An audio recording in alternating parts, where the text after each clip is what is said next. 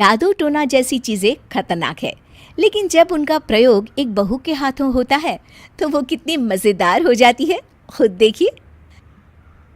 रामगढ़ गांव में सुधा रहती थी।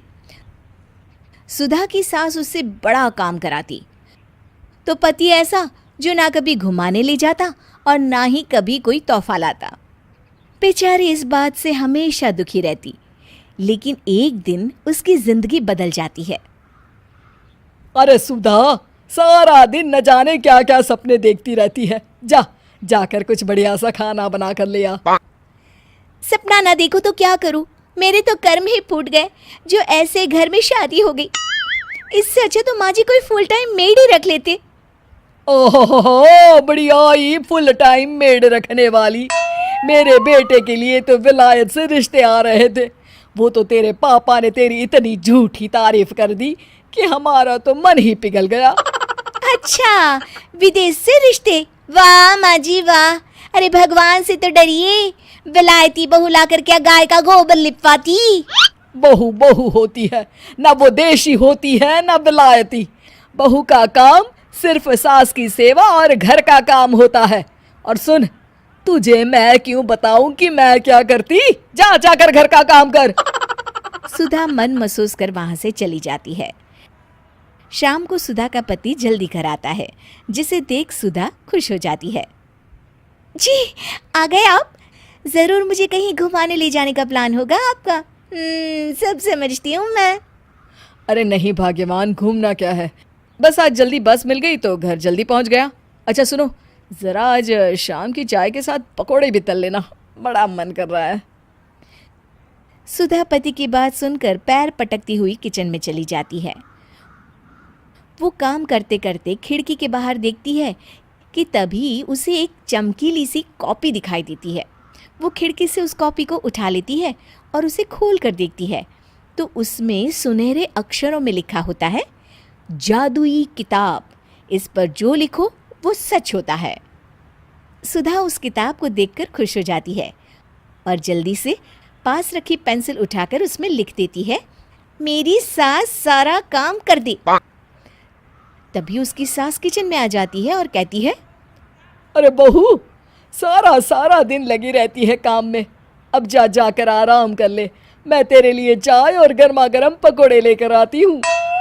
सुधा ये देखकर हैरान हो जाती है और कॉपी लेकर कमरे में आ जाती है। तभी वो देखती है कि उसका पति आराम से बैठकर किताब पढ़ रहा होता है। सुधा झट से कॉपी निकालकर उसमें लिखती है, मेरा पति मुझे घुमाने ले जाए।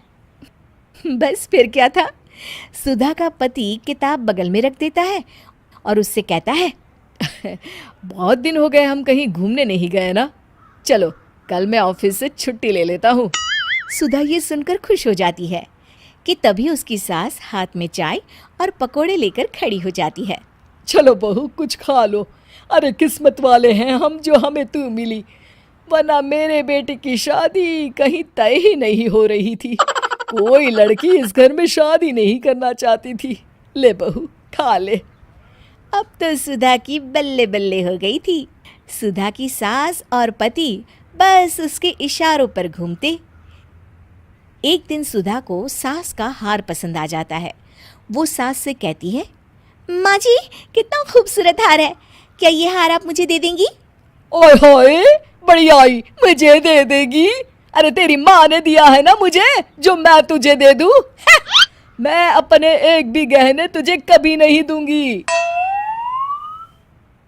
तभी सुधा अपने कमरे में जाती है और कॉपी में लिख देती है, सास के सारे गहने मेरे हो जाए।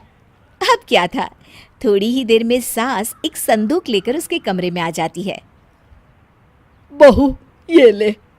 ये क्या है माँ जी? बेटा ये मेरे गहने हैं, अब मुझ बुढ़िया पर तो ये अच्छे नहीं लगते। तेरी तो उम्र है पहनने उड़ने की, ये ले गहने तू ही रख ले। तभी सुधा की नज़र उस हार पर पड़ती है जो सासू माँ ने पहना है। और माँ जी ये हार जो आपके गले पर है? सास हार उतारते हुए कहती है, हाँ बहू ये भी ले ले। फिर कान के टापस उतारते हुए कहती है, ये ले बेटा, तू ये भी ले ले। फिर एक एक कर वो अपने सारे पहने हुए गहने उतारने लगती है। ये भी ले ले बहू, ये भी ले ले। सुधा तो खुशी के मारे बौखला जाती है। हाँ हाँ, लाइए लाइए, लाइए लाइए।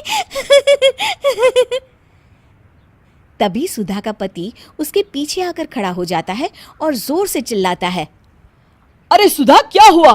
क्या लाइए लाइए कर रही हो? अरे जरा कढ़ाई में तो देख लो, सारे के सारे पकोड़े जल गए। तभी सुधा की सास भी उसके सामने आ जाती है।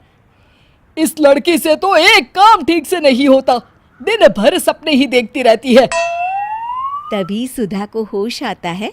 वो खिड़की के बाहर देखती है जहां उसे कुछ दिखाई नहीं देता। दरअसल जादुई वादुई कुछ नहीं था, वो सिर्फ एक काल्पनिक सपना था जो सुधा अपनी जिंदगी से तंग आकर देख रही।